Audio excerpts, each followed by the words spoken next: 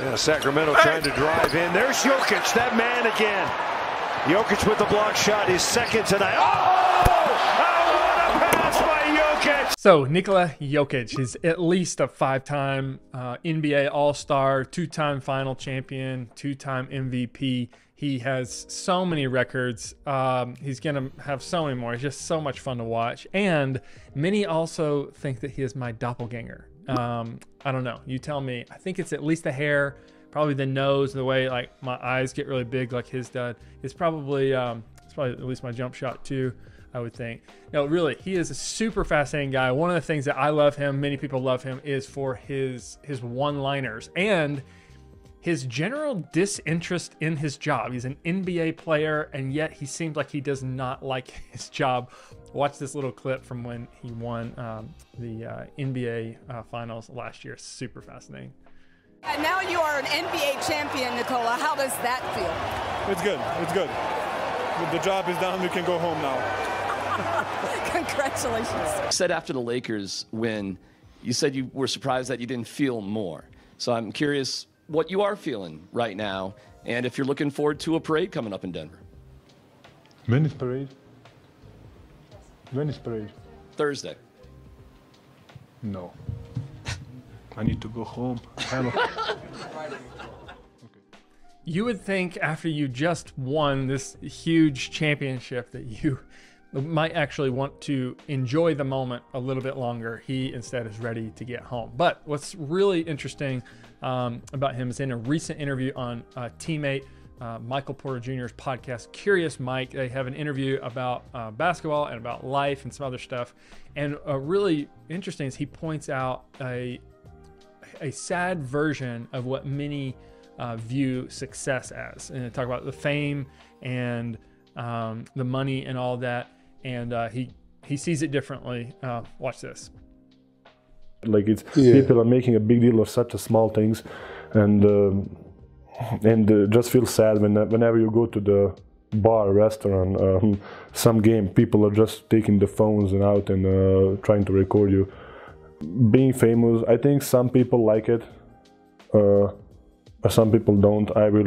When I finish my career, I really wish nobody knows me, and I really wish my kid or kids in the future, who knows, really remember me as a dad, not as a basketball player. You know, I think I'm gonna say that's gonna be my goal in life, and to not have phone. I think that's another big goal of mine. Just to live in the moment. Isn't that interesting? So what Jokic remembers that so many forget is that success is not measured in fame or in riches, but it's all in how you give your life away.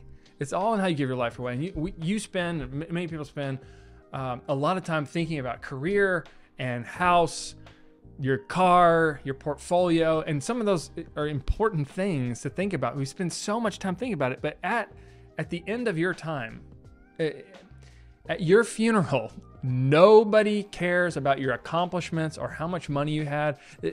Think about any funeral you've ever been to. What they think about and what they talk about is how you help them and how you love them and how you inspired them. Those are the things that people remember about you, or at least the things that you want to be remembered for. How did you inspire somebody in life? So you know this, but what do we do about it? Because life is so distracting, and all those things I just listed that we think are important, the career, day-to-day work stuff that just drives us crazy, money, retirement plans, travel, all these things that we want. What do we do to keep those things in check and actually focus on the things that really matter the most to us, like our relationships? Well, Stephen Covey mentioned this often in his 7 Habits for Highly Effective People. Habit number 2, book's been around for a long time. If you haven't read it, you're totally missing out. But habit number 2 is to begin with the end in mind. And literally, he has an exercise that he refers to as the funeral exercise. And one time I was just going back through the book, and I was like, okay, I need to stop and do this exercise. Sometimes you're reading a book and you read it to get through to the end of it. Instead, I stopped, I did the exercise. And what you basically do is you identify the different people in your life, like a spouse or like your children, your family, your friend group, people from work, other people that you may interact with in a volunteer situation or at your church or whatever you're connected with, and you literally write what you hope they would say about you at your funeral. And it doesn't have to be long. You can write 3 or 4 sentences for each one. It really doesn't take that long.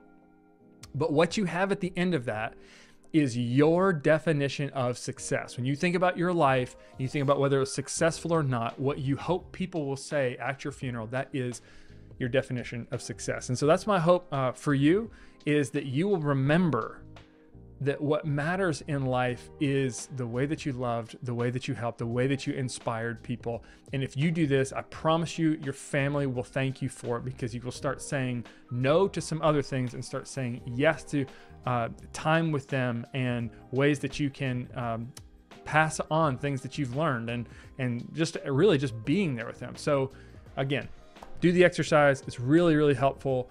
That is your definition of success, but don't stop there. Don't just think about the end of your life. Know the true end of all things. And I don't know what your faith is, but I believe that at the end of all things, after you die, after I die, one day the God who created the heavens and the earth, created the world, everything in it, humans and animals and all of creation, he is going to come and he is going to carry out justice on the earth. I mean, who wouldn't? If you created something to be good and you want it to operate well and you designed it to work well and then it didn't, you would come and hold people accountable. And I'm going to be held accountable, and you're going to be held accountable, and for all of the wrongs that we've done in the world, for everything that has been outside of the design that's caused some of the brokenness and the evil and the suffering that we see. God one day will judge us for that. And yet forgiveness is possible if you accept Jesus as your king. Jesus came as a substitute to take on all of your sins. And if you just accept him for that, you can enjoy thinking about the end of all things, not as an end, but the beginning of a true reality, life eternally. So listen, life is short. Live in light of the true end of all things. Accept Jesus. He can help you get what you really want. And he can have an incredible impact on all of your relationships. I'd love to talk with you more about Jesus, help you get the things that you really want. If you want, go to HustonOliver.com, click on the tab that says Jesus, and I'd love to have a conversation with you about him. Thanks. Hope this helps.